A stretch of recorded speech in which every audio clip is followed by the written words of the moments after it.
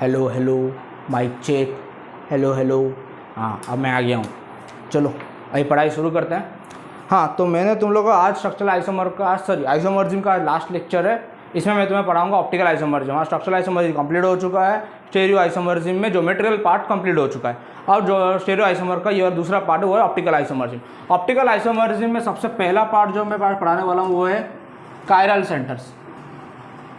Chiral centres कौन से atom को हम कायरल एटम बोल सकते हैं, पहले वो समझो। Atom should be sp3 hybridize होना चाहिए, should be sp3 hybridized atom attached with 4 different group।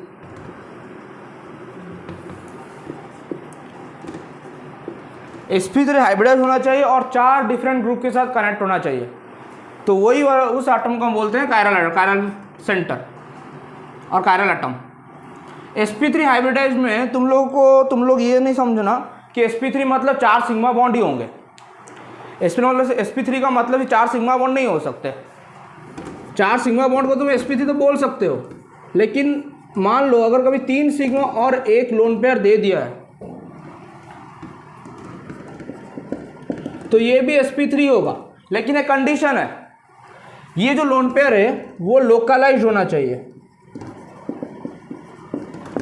अगर वो डी लोकलाइज्ड हुआ तो वो sp2 फॉर्म करेगा, ना कि sp3। डी लोकलाइज का मतलब है, लोकलाइज मतलब जो लोन पेयर कॉन्जुगेशन में ना जा रहा हो। यहां पे लिख लो, ये लोन पेयर है, do not go under conjugation. हाँ, मेरी इंग्लिश थोड़ी खराब है, मैं जानता हूँ।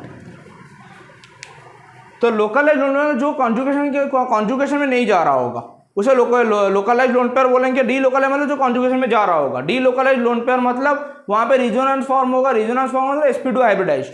अगर sp2 हाइब्रिडाइज्ड होगा तो वहाँ पे sp3 hybridize chiral centre. sp2 hybridize में कायरल सेंटर पॉसिबल नहीं है, ओनली sp3 होना चाहिए। sp3 होगा तभी कायरल सेंटर पॉसिबल है। समझ में आया? जैसे मैं एक एग्जांपल लगा लेता हूँ। मेरा ग्लोव्स कहाँ है बाय द वे?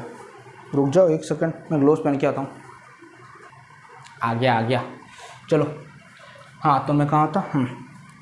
मान लो इसका एग्जांपल देता हूँ मैं। यहाँ पे कार्बन का एग्जांपल दे रहा हूँ, ठीक है। बाकी आगे भी पढ़ाऊँगा, नाइट्रोजन वगैरह, ऑक्सीजन वगैरह वो भी।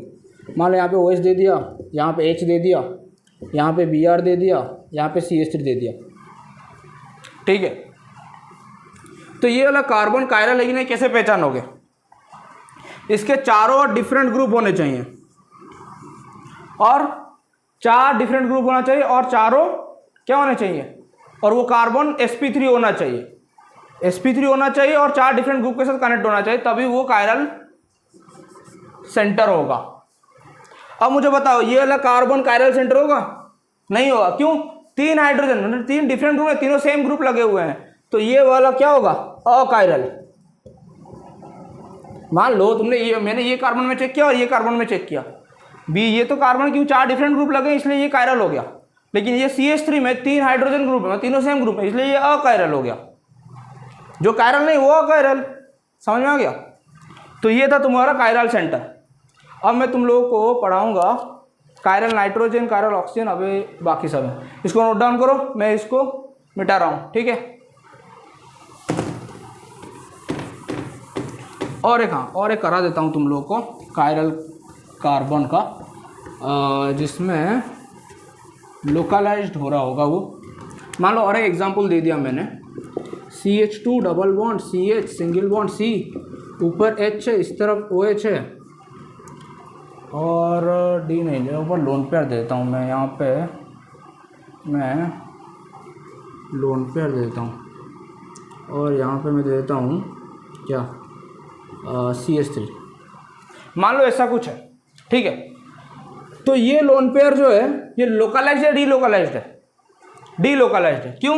ये कॉन्जुगेशन कर रहा है, lone pair single double, lone pair से बॉन्ड पेयर, बॉन्ड पेयर से लोन पेयर। तो ये वाला ये जो है ना अल्कीन,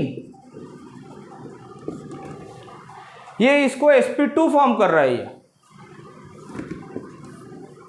और यहाँ पर अगर लोन पेयर से बॉन्ड पेयर हुआ तो यहाँ पे एक डबल बॉन्ड आएगा, मतलब ये कार्बन क्या हो जाएगा, sp2 हाइब्रिड। क्यों?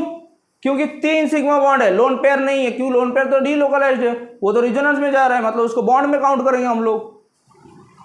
तो यहाँ पे sp2 हाइब्रिडाइज हो जाएगा ये। अगर ये डीलोकलाइज्ड लोन पेयर, अगर लोन पेयर कॉन्जुगेशन में जा रहा है तो वहाँ पे जो सेंटर में जो आटम होगा उसको वो sp2 फॉर्म हो जाएगा, sp3 नहीं रहेगा और वो sp2 हो जाएगा। समझ में आया? तो यहाँ पे क्या ये कायरल सेंटर नहीं है,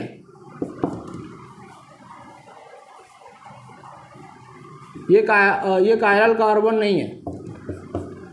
ठीक है, तो इतना था तुम्हारा कायरल कार्बन।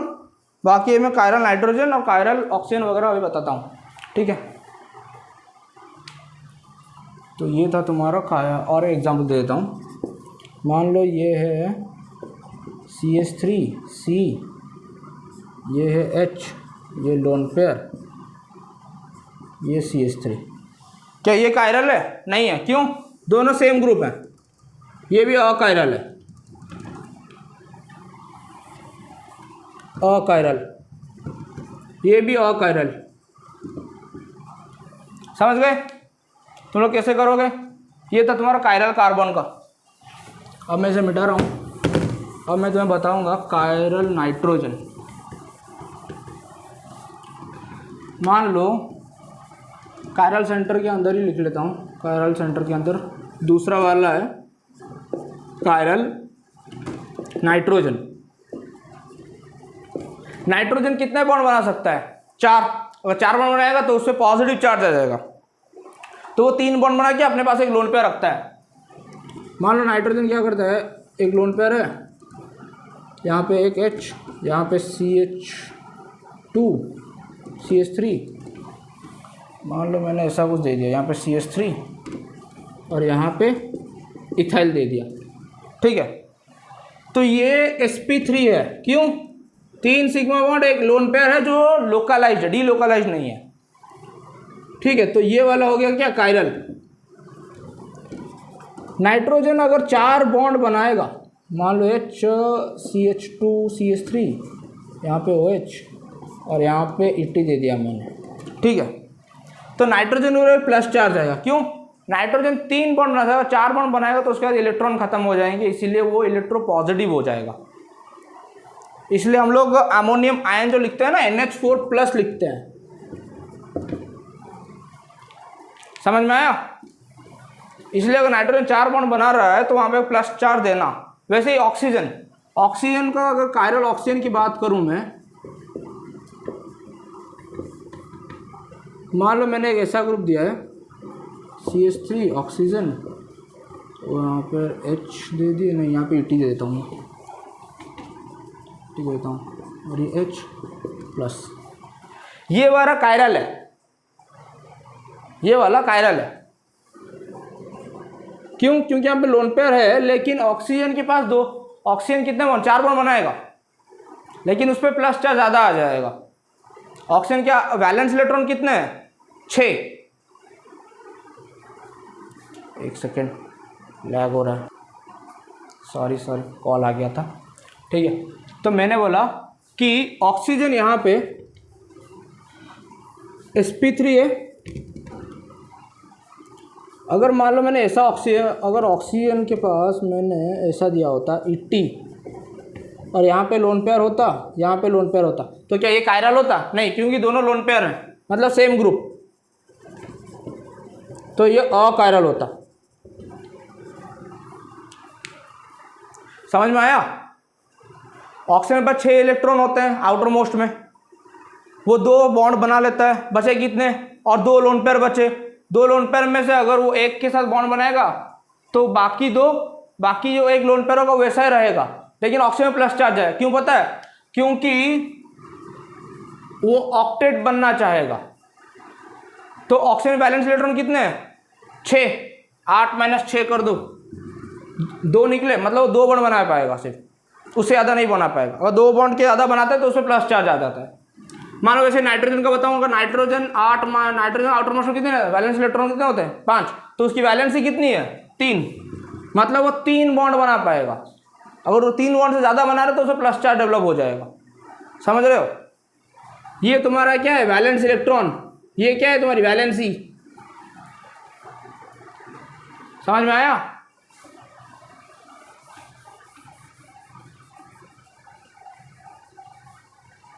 जो भी एक दो मैं तुम्हें पढ़ाऊँगा आगे, फिर बता देता हूँ। हाइड्रोजन से लेकर, मान लो हाइड्रोजन, लिथियम से लेकर कार्बन तक, ठीक है। तो वहाँ से तुम लोग 1 2 3 4, मतलब कार्बन हाईएस्ट 4 बॉन्ड बना सकता है। लेकिन जो नाइट्रोजन 5 बॉन्ड नहीं बनाएगा। जब 4 से ज़्यादा वैलेंस इलेक्ट्रॉन आउटरमोस्ट शेल में होते हैं तो हम लोग 8 से माइनस करते हैं। 8 से माइनस करेंगे तो पता चलेगा वैलेंसी कितनी है। अगर जितनी वैलेंसी होगी वो उतना बॉन्ड बनाएगा। मतलब नाइट्रोजन 3 बॉन्ड बना सकता है हाईएस्ट, मतलब 4 बॉन्ड बना सकता है, लेकिन उसको अगर प्लस चार्ज उसको डेवलप ना हो तो वो 3 बॉन्ड ही बना सकता है। और वैसे ही ऑक्सीजन कितने बॉन्ड बनाएगा, 2। उससे ज़्यादा बना सकता है, लेकिन उससे बनाएगा तो उसको प्लस चार्ज फॉर्म हो जाएगा। ठीक है, तो ये तुम्हारा chiral nitrogen, chiral oxygen complete हो गया। अब मैं तुम्हें पढ़ाऊंगा स्टेरियो सेंटर्स। ये कायरल सेंटर कंप्लीट हो गया, इतना नोट डाउन कर लिया। मैं मिटा रहा हूँ।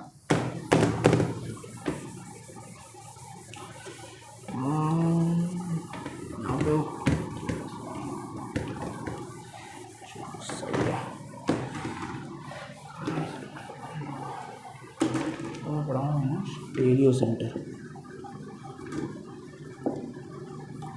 स्टेरियो सेंटर क्या होता है? जैसे ही कायरल है वैसे ही स्टेरियो सेंटर है। स्टेरियो सेंटर मतलब वहाँ कायरल कार्बन भी हो, कायरल सेंटर भी होगा, उसके साथ जीआई एग्जिबिट भी होना चाहिए।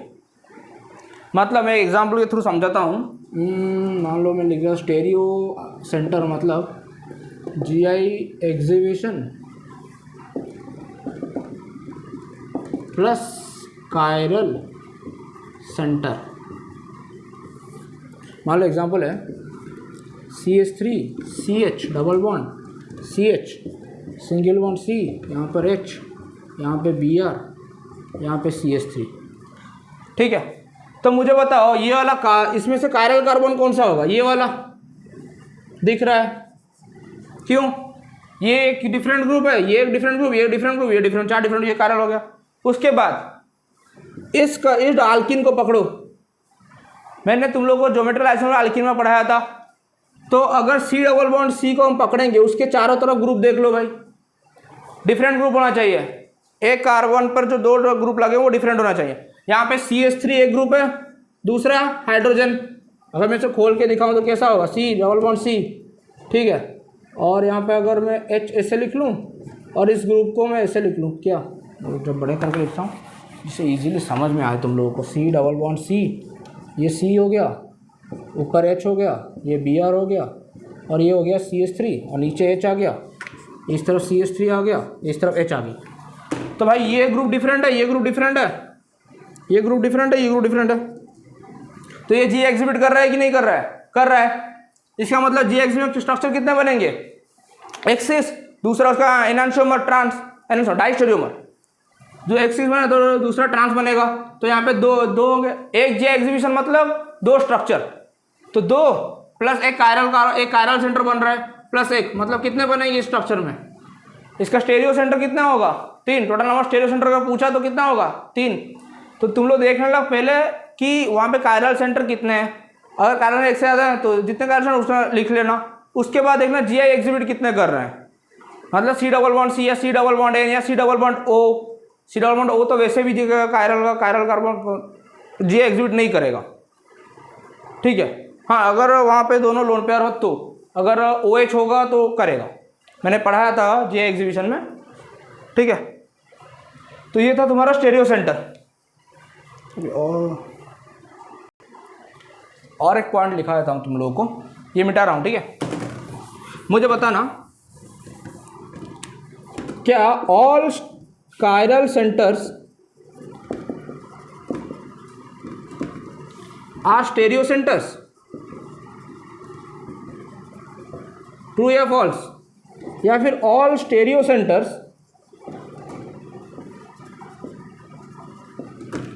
Are chiral centres? CC लिख ले रहा हूं, बताओ कौन सा ट्रू है और कौन सा फॉल्स है। कौन किसके अंदर आ रहा है? स्टेरियो सेंटर के अंदर कायरल सेंटर आ रहा है। इसका मतलब all chiral centres are stereo centres, ये ट्रू होगा। लेकिन सिर्फ कायरल सेंटर होने से स्टेरियो सेंटर नहीं होगा। कायरल सेंटर होने के साथ साथ उसे जीआई भी एग्जिबिट करना होगा, तभी जाके वो स्टेरियो सेंटर होगा। तो all stereo centres are chiral centres, false. समझ में आया? तो ये था तुम लोगों का क्या, स्टेरियो सेंटर। और एग्जाम्पल करा देता हूँ जिसमें और स्टेरियो सेंटर और अच्छे से क्लियर हो जाए। इसको लिख लो, मैं मिटा रहा हूँ इसको। और एक करा देता हूँ जिससे तुम लोगों को, मान लो मैंने ऐसा कंपाउंड दिया CH3 CH double bond CH, फिर single bond CH double bond CH, फिर C, यहाँ पे OH, यहाँ पे Br, यहाँ पे CH3। अब मुझे बताओ इसमें total number of stereo centre कितने हैं? Find total stereo centres. कितने टोटल स्टेरियो सेंटर्स हैं? पॉज करो वीडियो, खुद स्टेरियो सेंटर लिखो। क्या लिखो? स्टेरियो सेंटर कितना जे एग्जिबिट कर रहा है, कितने कार्बन यहाँ पे जे एग्जिबिट कर रहे हैं वो लिखोगे पहले। उसके बाद टोटल कायरल सेंटर कितने हैं वो काउंट करो। उसके बाद प्लस ऐड करके फिर आंसर लिखो। फिर जाके वीडियो ऑन करना, प्ले करना, फिर आंसर दे। मैं आंसर लिख रहा हूँ, फिर देखना, ठीक है? पॉज किया, हाँ अब मैं आंसर लिख रहा हूँ।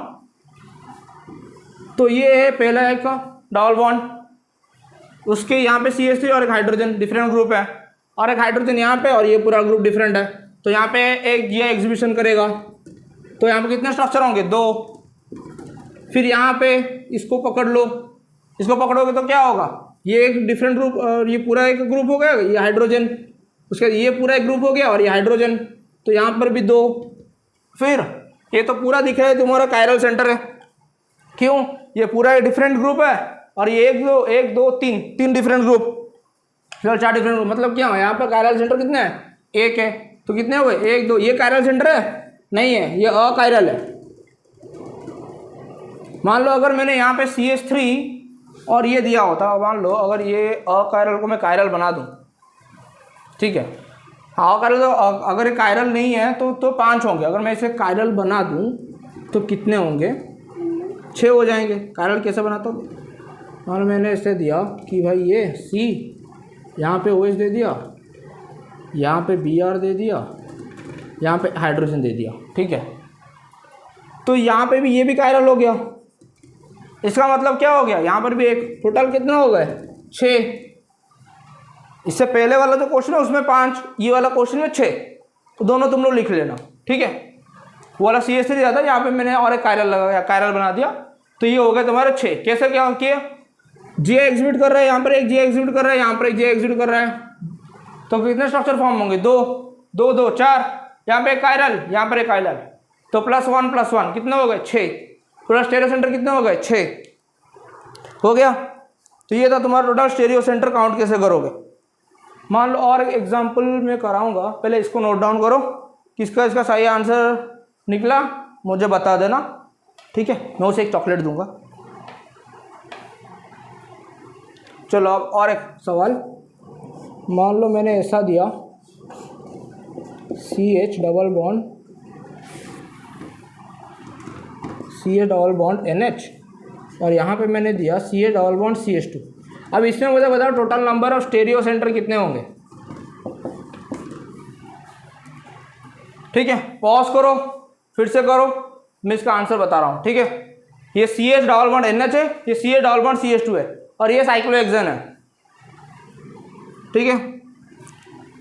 तो सबसे पहले देखो ये वाला जे एग्जिबिट कर रहा है, क्यों? नाइट्रोजन के पास एक लोन पेयर एक हाइड्रोजन, मतलब वो तो डिफरेंट ग्रुप होगा ही हमेशा। यहाँ पे एक तरफ हाइड्रोजन और एक तरफ ये पूरा डिफरेंट ग्रुप, तो हो गया क्या? यहाँ पे एक जे मतलब 2 स्ट्रक्चर। और बोलो अब यहाँ पे जे एग्जिबिट करेगा? नहीं करेगा, क्यों? ये CH2 दोनों में हाइड्रोजन है, डिफरेंट ग्रुप नहीं है, सेम ग्रुप है, तो ये जे एग्जिबिट नहीं करेगा। मतलब यहाँ पे 2। उसके बाद क्या ये कायरल है? ये कार्बन कायरल है? हाँ कायरल है, क्यों? ये डिफरेंट ग्रुप हो गया, इसके हाइड्रोजन हो गया, और बाकी जो ये वाला डिफरेंट ग्रुप पूरा हो गया। यहाँ से ये वाला एक डिफरेंट ग्रुप, और यहाँ से ये वाला, क्यों? मान लो ये कार्बन है, ये कार्बन क्या हो गया? CH2, लेकिन ये कार्बन क्या है CH डबल बॉन्ड CH2, इसलिए ये वाला कायरल हो गया और ये वाला भी कायरल होगा। क्यों? अगर इसको मेन इस कार्बन पकड़ोगे तो यहाँ पे ये वाला ब्रांचिंग है तो ये डिफरेंट ग्रुप हो गया और ये वाला CH2 हो गया तो ये भी डिफरेंट ग्रुप हो गया। तो यहाँ पे भी 4 ग्रुप हो गए, यहाँ पे 4 ग्रुप हो गए, मतलब ये दोनों कायरल हैं। इसका मतलब कितना हो गया 2 + 2, टोटल स्टेरियो सेंटर कितने हो गए 4। एक GI एग्जिबिट कर रहा है और 2 कायरल सेंटर है। ठीक है, तो ये हो गया तुम्हारे स्टेरियो सेंटर का पूरा डिटेल एनालिसिस हो गया तुम्हारे स्टेरियो सेंटर के। अगर कोई डाउट हो तो पूछ लेना मुझे। ठीक है, अब हम आगे चलते हैं क्योंकि आज बहुत कुछ पढ़ाना है भाई मुझे। अभी मैं पढ़ाऊंगा तुम लोगों को स्यूडो कायरल सेंटर। ठीक है, नोट डाउन हो गया? मैं मिटा रहा हूँ। ठीक है, मिटा रहा हूँ।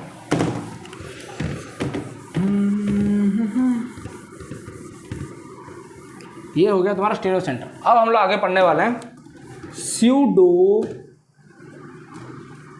Chiral centre. Pseudo chiral centre, हाँ। तुम लोगों ने कायरल सेंटर में क्या पढ़ा था? कायरल सेंटर में पढ़ा कि चारों ग्रुप डिफरेंट होने चाहिए, एक कार्बन एक एटम पे चारों डिफरेंट ग्रुप होने चाहिए। स्यूडो कायरल सेंटर में क्या होगा कि तुम्हारा दो तो ग्रुप डिफरेंट होंगे, लेकिन और 2 जो ग्रुप है ना वो दोनों सेम होंगे, लेकिन कंडीशन ये है कि वो दोनों या तो जे एग्जिबिट करने चाहिए, वो दोनों ग्रुप सेम है, नहीं तो उन दोनों में कायरल सेंटर होना चाहिए। अगर दोनों में कायरल सेंटर है या तो दोनों में जे एग्जिबिट कर रहा है तो ही वो स्यूडो कायरल सेंटर होगा, नहीं तो नहीं होगा। ठीक है, जैसे मैं बता दूं एग्जांपल के थ्रू। मान लो ये एक C, ऊपर एक H ले लिया, नीचे एक OH ले लिया। मान लो ये ले लिया C, यहाँ पे H, Br, CH3। यहाँ पे मैंने लिया C, ऊपर H, ये Br, ये CH3। ये दोनों ग्रुप डिफरेंट है, लेकिन इसके साइड जो 2 ग्रुप है ये वाले और ये वाले, ये दोनों सेम है, लेकिन ये दोनों कायरल है। अगर ये दोनों कायरल नहीं होते तो ये बीच वाला स्यूडो कायरल नहीं होता। समझ गए? स्यूडो कायरल मतलब 2 स्टार दे देना इसको, क्योंकि ये दोनों तरफ जो इसके सेम ग्रुप है वो कायरल सेंटर एग्जिबिट का कायरल सेंटर उनमें है, इसीलिए इसको स्यूडो कायरल सेंटर बोला गया जो बीच वाला कार्बन है। ठीक है, मान लो और एग्जांपल दे दूं मैं। C, ऊपर H, नीचे OH। यहाँ पे मैंने दिया CH डबल बॉन्ड CH और यहाँ पे मैंने दे दिया CH3। इस तरह तो CH डबल बॉन्ड CH3। हाँ, मुझे बोलो क्या ये जी एग्जिबिट कर रहा है? हाँ एग्जिबिट कर रहा है। क्या ये जी एग्जिबिट कर रहा है? हाँ जी एग्जिबिट कर रहा है। ये दोनों डिफरेंट ग्रुप हैं और ये दोनों जो सेम ग्रुप हैं वो जी एग्जिबिट कर रहे हैं, मतलब जो बीच वाला कार्बन है वो क्या होगा? Pseudo chiral centre. मान लो और ऐसा मैंने दे दिया C, ऊपर H, नीचे Br। यहाँ मैंने दिया C, ऊपर OH, नीचे मैंने H दे दिया और यहाँ पे भी H दे दिया। और मैंने यहाँ पे क्या किया? C, ऊपर दे दिया H, यहाँ पे Br और यहाँ पे दे दिया OH। अब मुझे बोलो क्या ये वाला कार्बन स्यूडो कायरल कार्बन होगा? ये बीच वाला नहीं होगा। क्यों? क्योंकि ये दोनों, पहली बात ये दोनों ग्रुप डिफरेंट है। ठीक है, और ये भी ग्रुप डिफरेंट है, ये ग्रुप भी डिफरेंट है, तो ये तो पहले बात कायरल हो गया। अब उसके साइड वाला कार्बन पे देख लो, यहाँ पे दोनों ग्रुप सेम है तो ये तो कायरल नहीं हो गया, ये तो अकायरल हो गया। और ये वाला कायरल हो गया, मतलब यहाँ पे 2 कायरल है और एक अकायरल है, तो ये स्यूडो कायरल नहीं होगा, ये सिर्फ कायरल होगा, स्यूडो कायरल नहीं होगा। अगर दोनों तो उसके दोनों ग्रुप सेम हो गया और दोनों में कायरल सेंटर होगा, या तो जे कायरल सेंटर या तो जे एग्जिबिट करेगा, तभी वो बीच वाला स्यूडो कायरल सेंटर होगा, नहीं तो नहीं होगा। मान लो मैंने और एक ग्रुप दे दिया, जैसे CH2 OH, CHOH, CHOH, CH2 OH। अब मुझे बताओ, नहीं CH2OH करूँगा तो फिर ये कायरल नहीं होगा। यहाँ पे मैं काम करता हूँ, यहाँ पे मैं Br दे देता हूँ, यहाँ पे Br दे देता हूँ। Br दे दूँगा तो CHOH डिफरेंट ग्रुप हो गया, ये H ये हाँ अभी हो गया ठीक। मान लो इसमें तुम लोग को कोई स्यूडो कायरल दिख रहा है, यहाँ पे स्यूडो कायरल नहीं होगा। क्यों? ये पहले बात इवन नंबर ऑफ कार्बन है। दूसरी बात यहाँ पे OH, ये बी आर डिफरेंट ग्रुप और एक डिफरेंट ग्रुप, तो ये भी कायरल। इसमें OH है डिफरेंट ग्रुप, ये डिफरेंट ग्रुप और ये भी डिफरेंट ग्रुप, तो ये भी कायरल। ये OH ये H, तो ये भी कायरल और ये भी कायरल। यहाँ पे चार कायरल हैं, लेकिन एक भी स्यूडो कायरल नहीं है। स्यूडो कायरल मतलब दोनों तरफ सेम ग्रुप होंगे, दो डिफरेंट ग्रुप और दो सेम ग्रुप होंगे, और दोनों जो सेम ग्रुप हैं वो या तो कायरल सेंटर फॉर्म कर रहे होंगे, नहीं तो जे एग्जिबिट कर रहे होंगे। समझ में आया? स्यूडो कायरल सेंटर में क्या लिखोगे? I mean pseudo chiral centre समझ में आया? कभी पता नहीं क्या बोल देता हूँ, ये खुद भी समझ नहीं आता। चलो छोड़ो, ये था तुम्हारा स्यूडो कायरल सेंटर। इसे नोट डाउन करो जल्दी। नोट डाउन किया? अब मैं इसको मैं थोड़ा और एलैबोरेट करूँगा। ये दोनों पहले कंप्लीट कर लो, फिर इसको मैं आर एस कॉन्फ़िगरेशन में कराऊँगा, और फिर इसको मैं अभी कराऊँगा इसमें सिस और ट्रांस का। ठीक है, हो गया? चलो मिटा रहा हूँ। अभी मैं उसको नीचे वाले को अभी मुझे समझाना है तुम लोगों को कि कहाँ कहाँ कायरल हो सकता है और कहाँ कहाँ अकायरल। ठीक है, दोनों सेम ग्रुप, दोनों जीआई तो एग्जिबिट करने चाहिए, लेकिन उसके साथ साथ और एक चीज़ भी ध्यान में रखना।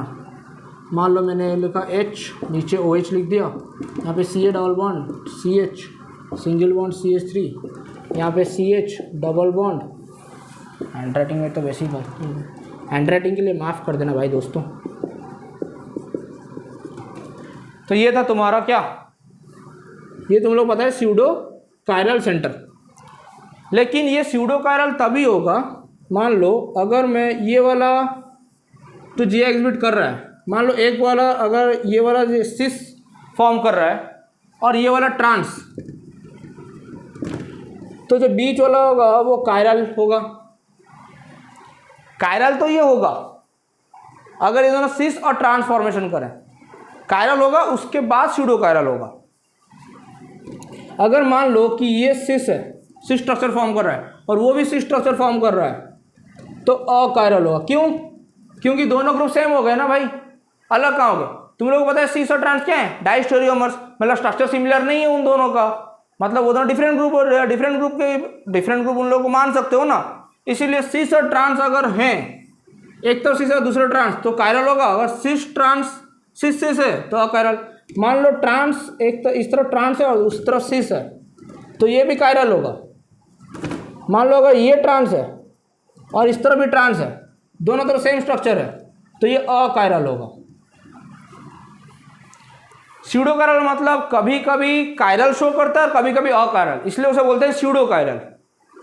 ऐसे याद रख लो कि जो कंपाउंड, जो एटम कभी कभी कायरल भी शो करता है, कभी कभी अकायरल भी शो करता है, उसे बोलते हैं स्यूडो कायरल सेंटर। समझ में आया? तो स्यूडो कायरल सेंटर में सबसे पहली चीज़ है कि अगर दोनों चारों ग्रुप डिफरेंट होने चाहिए, तो कायरल का पहली बात कि चारों ग्रुप डिफरेंट होने चाहिए तभी कायरल होगा।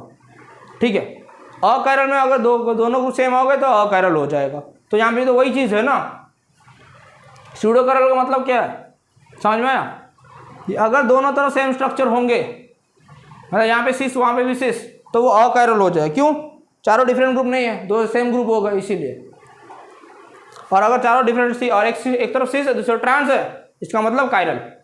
तो ये था तुम्हारा स्यूडो कायरल सेंटर का, ये वाला था सिस ट्रांस का तुम्हारा का क्या कायरल अकायरल पहचानोगे कैसे, तो मैंने बता दिया। अब मैं तुम्हें पढ़ाऊंगा RS कॉन्फ़िगरेशन, वो जो कायरल का था उसमें। ठीक है, तो इसको मैं मेरा ऑफ कर रहा हूँ। ठीक है, आज थोड़ा बड़ा लेक्चर है भाई, क्योंकि स्यूडो का, क्योंकि स्टेरियो आइसोमर बहुत बड़ा है।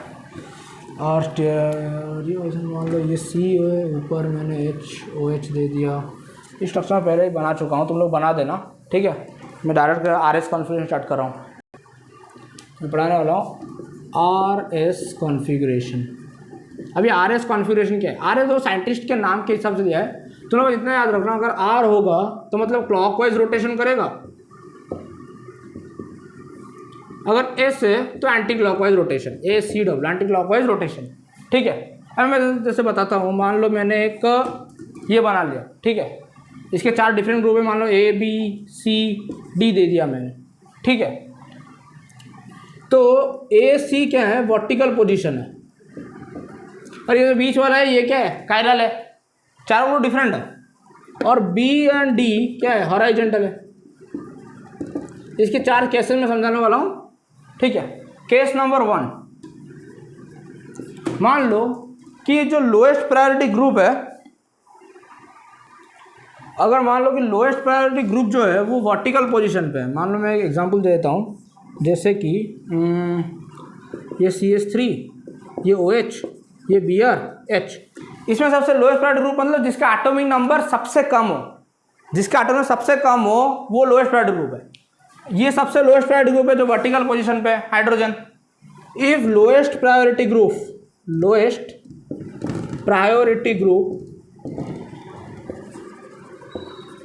is present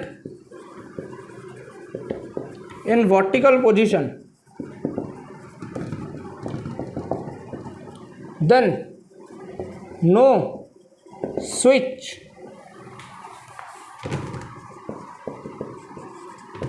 in answer। अब इसका मतलब समझाता हूँ।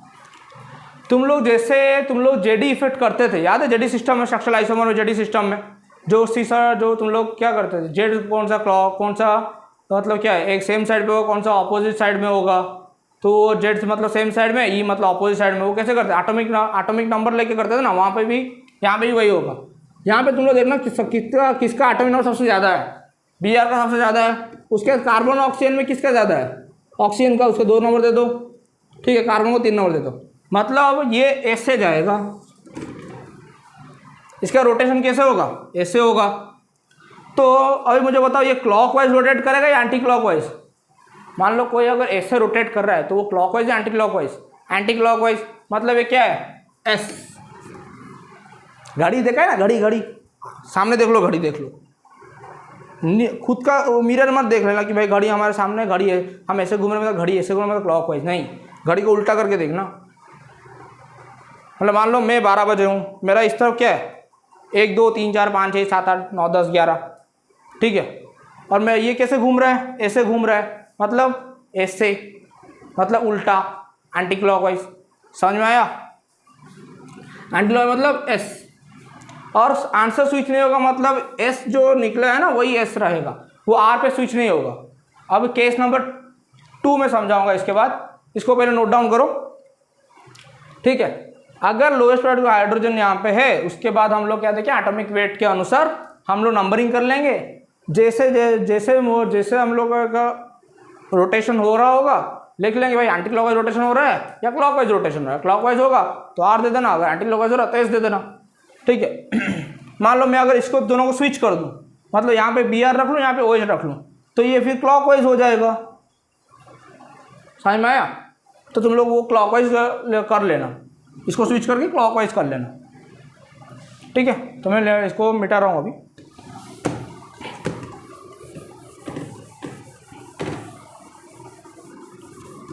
मान लो मैंने केस 2 लिखा, if lowest priority group present in horizontal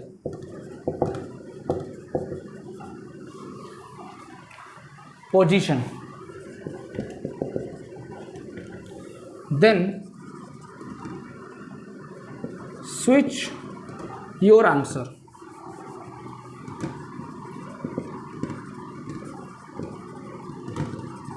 इसका कारण मत पूछना क्योंकि ये सारे प्रैक्टिकल, ये सारे ऑलरेडी मतलब एक्सपेरिमेंटल है, ठीक है। तो मान लो मैंने एग्जांपल देता हूँ एक, यहाँ पे हाइड्रोजन दे दिया, यहाँ पे OH दे दिया, यहाँ पे मैंने Cl दे दिया और यहाँ पे मैंने दे दिया क्या, CH3, ठीक है। तो यहाँ पे हाइड्रोजन का लोएस्ट प्रायोरिटी ग्रुप क्या है, H क्या है, हॉरिजॉन्टल में है, हॉरिजॉन्टल में। उसके बाद हम लोग क्या नंबरिंग करें, एटॉमिक वेट की नंबरिंग करें, Cl सबसे ज़्यादा, उसके बाद ऑक्सीजन, मतलब ये 2 नंबर। तो ये वाला क्या होगा, क्लॉकवाइज रोटेशन हो रहा है, ऐसे जाएगा, और क्लॉकवाइज रोटेशन हो रहा है, लेकिन यहाँ पे हाइड्रोजन का है हॉरिजॉन्टल पे।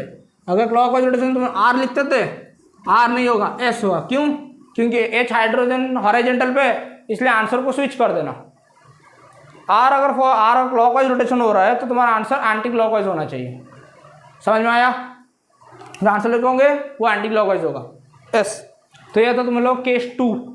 अभी मैं तुम्हें डार्क एंड डैश का अभी उसके 4 केसेस बाकी हैं, तो इसको नोट डाउन करो, मैं उसके पढ़ाऊँगा। ठीक है, मैं इसे मिटा रहा हूँ, पॉज करके नोट डाउन कर लेना।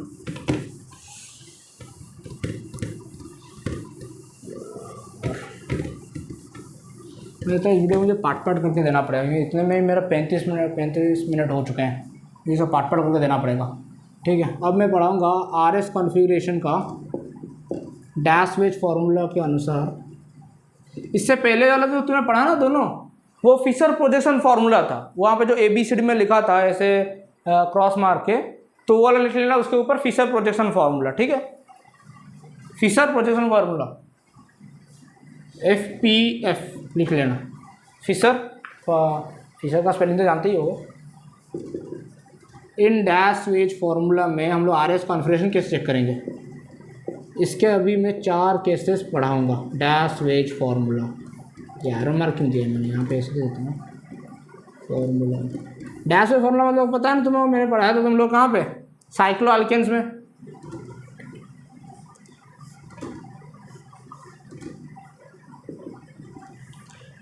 ये दोनों क्या है, ऑन द प्लेन, मतलब एक ही प्लेन में है, ऑन द प्लेन। ये डार्क का स्ट्रक्चर ये है एबव द प्लेन, और डैश है ये बिलो द प्लेन। ठीक है, मान लो मैंने पहला केस लिया, अगर मैंने लिया कि अगर लोएस्ट प्रायोरिटी ग्रुप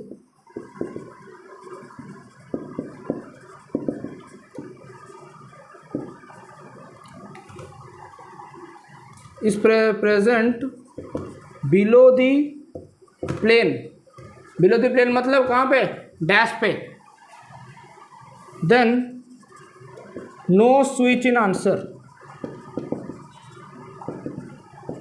मतलब आर अगर निकलेगा तो आर लिखना, अगर एस निकलेगा तो एस लिखना।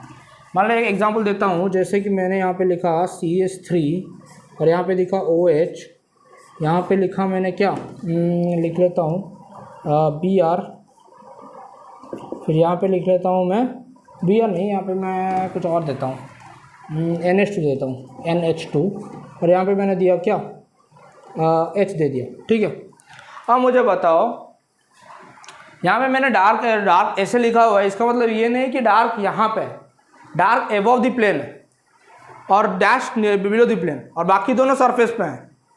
समझ में? तो यहाँ पे हाइड्रोजन सरफेस, यहाँ पे हाइड्रोजन का बिलो द सरफेस है, बिलो द प्लेन है। तो उसके बाद हम लोग क्या देखेंगे, एटॉमिक नंबर। ऑक्सीजन का ज़्यादा है तो उसका प्रायोरिटी 1 दो, फिर क्या है, nitrogen 1।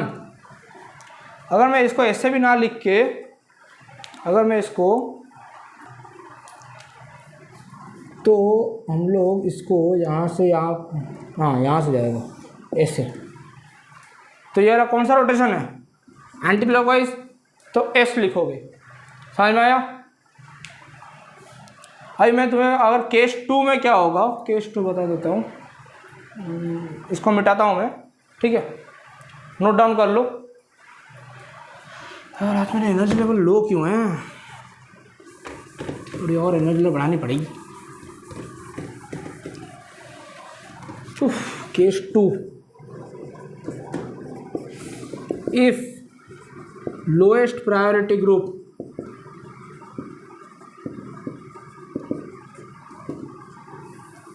is above the surface priority group और एटम, कुछ भी लिख लो, प्रायोरिटी एटम लिख लो, lowest priority atom present above the plane, then switch your answer। ठीक है, मान लो मैंने एक एग्जांपल दिया,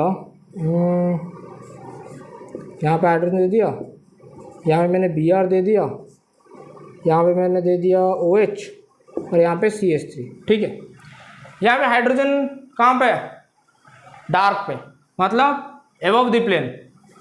तो हम लोग Br को हम लोग एटॉमिक वेट के Br1 होगा, ये 2 होगा, एटॉमिक वेट Br का ज़्यादा है एटॉमिक नंबर, और ऑक्सीजन का उससे थोड़ा कम, तो पहले 1 2।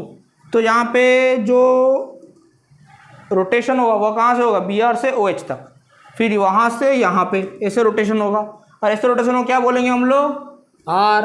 लेकिन हाइड्रोजन कहाँ है, एबव द प्लेन, इसलिए आंसर स्विच हो जाएगा किस में, S में। समझ में आया। तो ये था तुम्हारा केस 2। अब हम लोग चलेंगे केस 3 पे, तो इसे जल्दी से नोट डाउन कर लो। ओम स्वाहा। ठीक है, तो अभी हम लोग पढ़ेंगे केस 2 गया, अभी लास्ट केस है केस 3, और केस नहीं है, केस 3 है। ठीक है, चलो मैं इसे मिटा रहा हूँ, अब कर रहा हूँ। मान लो क्या लिखूँ, हाँ केस 3 में मैं लिख नहीं रहा हूँ, डायरेक्ट बता रहा हूँ। ठीक है, तो लिख रहा हूँ, अगर लोएस्ट प्रायोरिटी ग्रुप और एटम अगर ऑन द प्लेन हो, इफ लोएस्ट प्रायोरिटी ग्रुप और atom present on the plane, then क्या करोगे, इंटरनल लिख लेता हूँ क्योंकि तुम लोगों को बताने में, इफ लोएस्ट प्रायोरिटी ग्रुप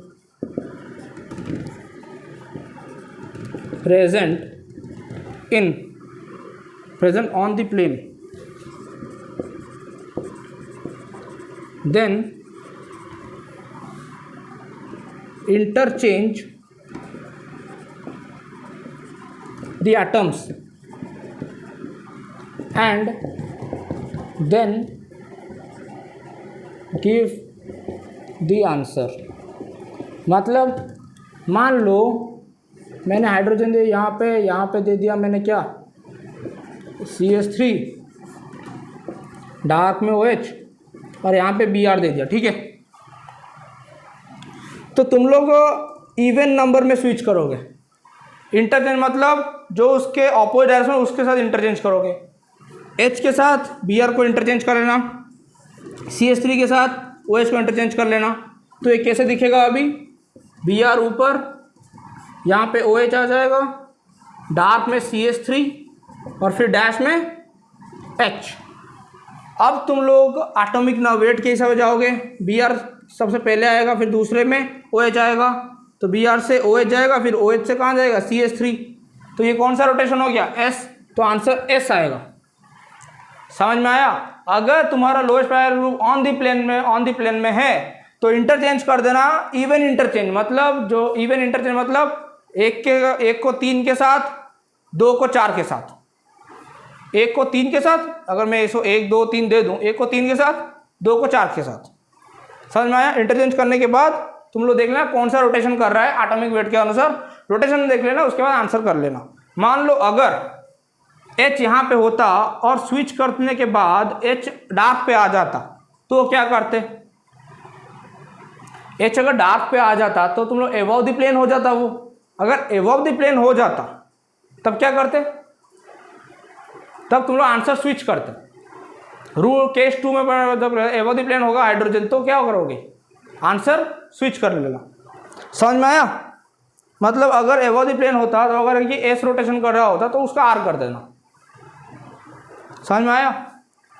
तो ये था तुम लोगों का क्या, तीनों केस।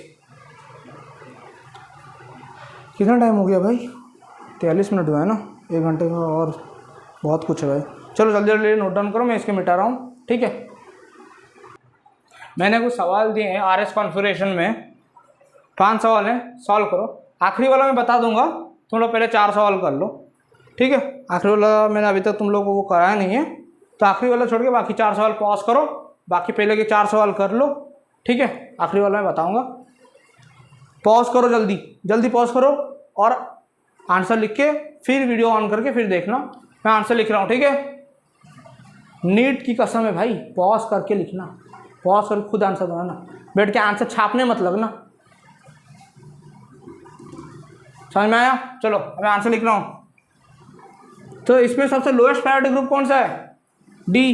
क्यों, ड्यूटेरियम। हाइड्रोजन के 3 आइसोटोप, प्रोटियम, ड्यूटेरियम, ट्रिटियम। तो डी सबसे लोएस्ट प्रायोरिटी, जो कहाँ पे डैश पे, मतलब आंसर स्विच नहीं करना है, मतलब तुम्हें सिर्फ जाना है एटॉमिक वेट के आंसर OH फिर CH3, मतलब यहाँ से ऐसे जाएगा, मतलब ये कौन सा रोटेशन हुआ, एंटी क्लॉकवाइज, मतलब S। चलो ये खत्म। उसके बाद यहाँ पे ये Cl है, ये I, ये Br और ये CH3। अब मुझे बताओ सबसे लोएस्ट प्रायोरिटी कौन सा है, CH3। इसका मतलब ये कहाँ पे, ऑन दी प्लेन है। अगर ऑन दी प्लेन है तो मतलब इंटरचेंज कर लोगे, इंटरचेंज करके क्या बनाओगे, ये यहाँ पे आ जाएगा, ये यहाँ पे आ जाएगा, तो कैसा बनेगा, ये आ जाएगा Br, फिर डार्क में आ जाएगा I, इस तरफ आ जाएगा Cl और डैश में CH3।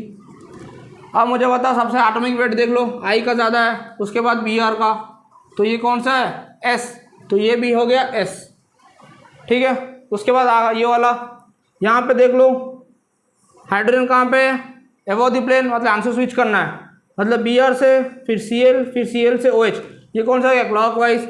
लेकिन यहाँ पे आंसर स्विच करना है तो आंसर हो गया S, लेकिन हाँ मैंने जानबूझ के S नहीं दिया, मैंने ऐसे मन में सवाल बना दिया था, इसलिए सब में ऐसा आ गया, तो मेरी गलती नहीं है भाई। चलो अब यहाँ पे Br Cl, मतलब ऐसे रोटेशन होगा, लेकिन यहाँ पे आंसर स्विच होगा, क्यों, हाइड्रोजन कहाँ पर है, हॉरिजॉन्टल पे, तो आंसर स्विच होगा R में, ठीक है। और ये आखिरी वाला, मान लो मैंने इसको, ये वाला कायरल कार्बन है, ठीक है, तो इसके साइड वाला ग्रुप देख लो पहले, हाइड्रोजन कहाँ पे, हॉरिजॉन्टल पे, आंसर स्विच करना ही है, ठीक है। तो मान लो ये 1, ये 2, ये 3, ये 4, ये कार्बन का चेन हो गया तुम्हारा, ठीक है। तो पहला ये इसका एटॉमिक वेट सबसे ज़्यादा है, मैं सेकेंड कार्बन का बता रहा हूँ, ठीक है, सेकेंड कार्बन कायरल कार्बन है, इसलिए पहले उसका बता रहा हूँ। तो ये OH को पहले का एटॉमिक वेट ज़्यादा है, तो OH को पहले दो, फिर इस कार्बन को ज़्यादा दोगे या इसको ज़्यादा दोगे, क्यों, इसको ज़्यादा देना पड़ेगा, क्यों देना पड़ेगा, क्योंकि यहाँ पे कार्बन है, यहाँ पे भी कार्बन है, लेकिन कार्बन के साथ यहाँ पे हाइड्रोजन ग्रुप जुड़ा हुआ है, लेकिन यहाँ पे कार्बन के साथ OH ग्रुप जुड़ा हुआ है, CH3 ग्रुप जुड़ा हुआ है, तो सारे क्या है, हाइड्रोजन से ज़्यादा एटॉमिक वेट है उनका, इसलिए दूसरा नंबर इसको दोगे। तो ये कौन सा रोटेशन हो गया तुम्हारा, कौन सा रोटेशन हुआ, क्लॉकवाइज। लेकिन यहाँ पे हाइड्रोजन कहाँ पे, हॉरिजॉन्टल पे, तो स्विच करोगे कहाँ पे, S पे, मतलब 2 नंबर पे तुम्हारा 2S। उसके बाद 3 नंबर कार्बन पे आओ, 3 नंबर कार्बन पे आओगे तो ये वाला तुम्हारा OH है, फिर यहाँ पे CH3 और यहाँ पे C ऊपर CH3, यहाँ पे OH, तो इसका मॉलिक्यूलर वेट ज़्यादा है, एटॉमिक वेट ज़्यादा है, क्योंकि कार्बन के बाद ऑक्सीजन आता है, OH आता है, इसीलिए। तो इसको दोगे क्या, 1 नंबर, फिर इसको 2 नंबर, तो ये वाला कौन सा रोटेशन हो गया, S। लेकिन यहाँ पे हाइड्रोजन कहाँ है, हॉरिजॉन्टल पे, तो कौन सा रोटेशन होगा, R, मतलब 3R। ये वाला एग्जाम में एक बार नीट में आ चुका है। तो यहाँ पे अगर पूछा जाए RS कॉन्वेक्स कैसा होगा, तो सेकेंड का तो 2S 3R, वैसे दिया होगा बहुत सारे, मान लो दिया होगा कि 2R 3R, और एक दे दिया होगा 2S 3S, और एक दे दिया होगा 2R 3S, और एक लास्ट में ये 2S 3R दे दिया होगा। बोलेगा चारों में करेक्ट ऑप्शन कौन सा है, तो भाई तुम लोग ऐसे देखोगे, पहले नंबरिंग कर लेना तो क्या, चेन को, उसके बाद देख लेना हाइड्रोजन सबसे लोएस्ट प्रायोरिटी ग्रुप कहाँ पर है, मैंने हाइड्रोजन लिया हुआ है, सॉरी मैंने हाइड्रोजन लिया हुआ है, लेकिन लोएस्ट प्रायोरिटी ग्रुप कुछ और भी दे सकता है, जैसे हाइड्रोजन के अलावा कुछ, अगर यहाँ प्रायोरिटी ग्रुप कार्बन से कुछ ज़्यादा अलग दिया होगा तो यहाँ पे CH3 भी दे सकता है।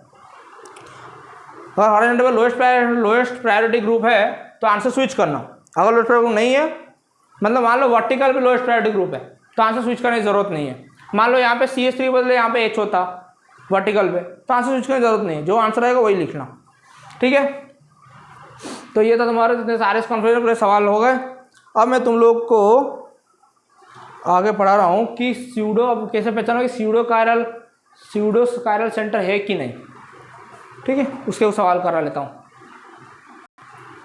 यार RS कॉन्फ्रेंस में तुम्हें एक चीज़ बताई, मतलब अगर दोनों तरफ R ग्रुप हो, R मतलब ठीक है, इसके बाद बता देता हूँ, और एक बार बता दूंगा, इसको मिटा रहा हूँ, ठीक है।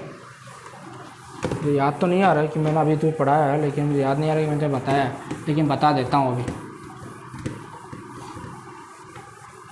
मान लो मैंने अगर वो स्ट्रक्चर फिर से लिखा, C ऊपर H नीचे OH, ये आ गया तुम लोग का क्या, सी ऊपर एच, ये बी आर और ये ओ एच। फिर यहाँ पे आ गया ये क्या, बी आर ओ एच नहीं, तो वहाँ बी आर ओ एच देता हूँ, नहीं यहाँ पे वो है बी आर दे दे, यहाँ पे ओ एच दे देता हूँ, अच्छा रहेगा मेरे लिए। कार्बन ऊपर हाइड्रोजन, यहाँ पे ओ एच और यहाँ पे बी आर, ठीक है। तो ये वाला दोनों सेम ग्रुप है, दोनों कायरल हैं, तो ये वाला बीच वाला स्यूडो कायरल होगा, जैसे आपको पता ही है। अब मुझे बताओ कि अगर ये दोनों आर आर रोटेशन करेंगे, मतलब क्लॉकवाइज रोटेशन करेंगे, तो अकायरल। क्यों? दोनों सेम ग्रुप हो जाएंगे। अगर दोनों सेम टाइप रोटेशन कर रहे हैं, मतलब दोनों सेम ग्रुप हो जाएंगे। अगर सेम ग्रुप होंगे तो वो कायरल नहीं होगा, और बीच वाला कायरल नहीं हो जाएगा, बीच वाला अकायरल हो जाएगा, ठीक है। अगर मान लो ये आर रोटेशन कर रहा है और ये एस रोटेशन कर रहा है, तो कायरल होगा। मान लो ये एस रोटेशन कर रहा है और ये आर रोटेशन कर रहा है, तो ये कायरल होगा। दोनों का रोटेशन डिफरेंट, जैसे वहाँ पे जे एग्जीबिशन में एक सिस और एक ट्रांसफॉर्मेशन हो रहा था, तभी कायरल होगा। स्ट्रक्चर चारों डिफरेंट होने चाहिए, तभी कायरल होगा। अगर ये आर, ये एस और ये एस दोनों एस रोटेशन कर रहे हैं, मतलब दोनों सेम टाइप रोटेशन कर रहे हैं और स्ट्रक्चर भी दोनों का सेम है, इसलिए ये कायरल हो गया। कैसे चेक करोगे? आर एस बता दिया इससे पहले। क्यों? क्योंकि वहाँ फिशर, यहाँ पे फिशर प्रोजेक्शन है, यहाँ पे डार्क डैश नहीं है, तो फिशर प्रोजेक्शन अनुसार जाओगे तो हाइड्रोजन कम है वर्टिकल पे, तो आंसर स्विच करने की जरूरत नहीं है। तो बी आर फिर ओ एच, मतलब ये क्या है, एस नहीं सॉरी आर है, और ये वाला बी आर और ये ओ एच, ये क्या है, एस, ये एस है और ये आर है, तो ये वाला क्या है, कायरल। देखो बीच वाला स्यूडो कायरल हो गया।